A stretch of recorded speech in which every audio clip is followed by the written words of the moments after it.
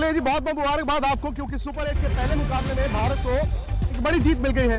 भारत ने इस मुकाबले को 48 रनों से जीता है। 182 ये अफगानिस्तान चेज कर रहा था, लेकिन अफगानिस्तान 134 रन बनाकर मैच की आखिरी गेंद पर आखिरी विकेट गंवाकर ऑल आउट हो गया। और भारत की तरफ से मतलब अगर आप देखें ओपनर्स के ना चलने के बावजूद स्काई, हार्दिक पांड्या, उनकी बैटिंग और उसके बाद फिर जो चेस था 182 रन बांग्लादेश के लिए आप जानते हैं पहाड़ ही था।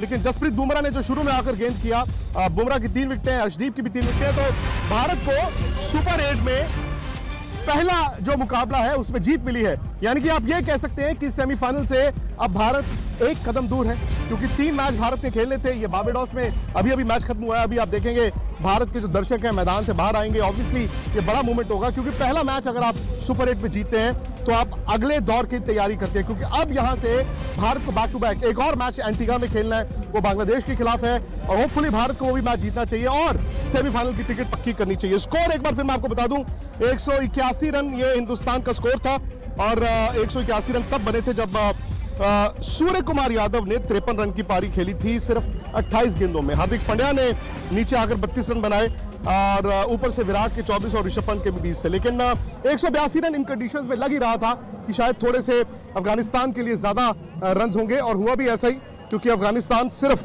134 रन बनाकर ऑल आउट हो गया है। मैं भारत की गेंदबाजी आपको दिखा दूं, तस्वीरें आपकी स्क्रीन पर है। 3 विकेटें अर्शदीप की 36 रन देकर।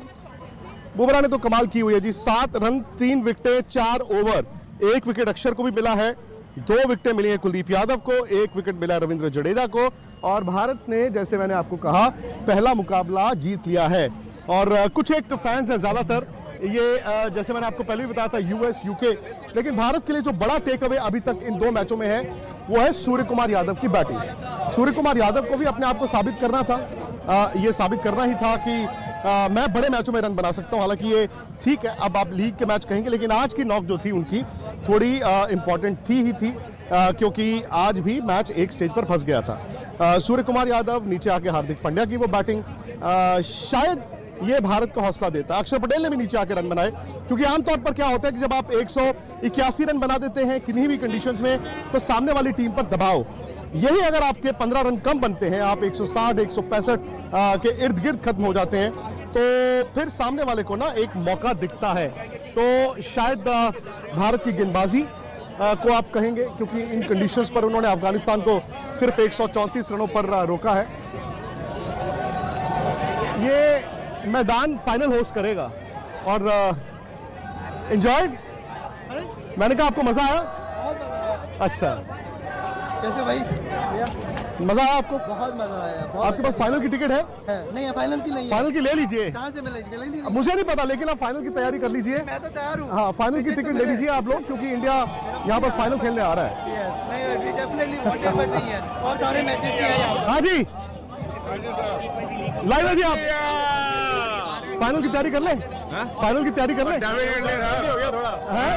की बैटिंग शुरू करने दो, बैटिंग तो की नहीं अब तक। तो बैटिंग का आपको क्या लग रहा है? बैटिंग का क्या लग रहा है आपको? क्या रीजन है? Just they're not used to the conditions, थोड़ा used to होंगे, वार्म अप होंगे, they will figure it out. Do you think कि रोहित विराट की जोड़ी को ओपन से चेंज करके पुराने बैटिंग ऑर्डर पे जाएंगे? I think we need Jaiswal to stabilize at the top, and then फिर से Kohli at 3 is just, he's set at 3, he knows how to play at 3. So I think the Rohit, Jaiswal, Kohli trio is a better move. They should open with Jaiswal and Rohit. 100%. Virat should one come down. Yes, agreed. And Dubey should have get some runs. चलिए एक काम करते हैं जी, फिलहाल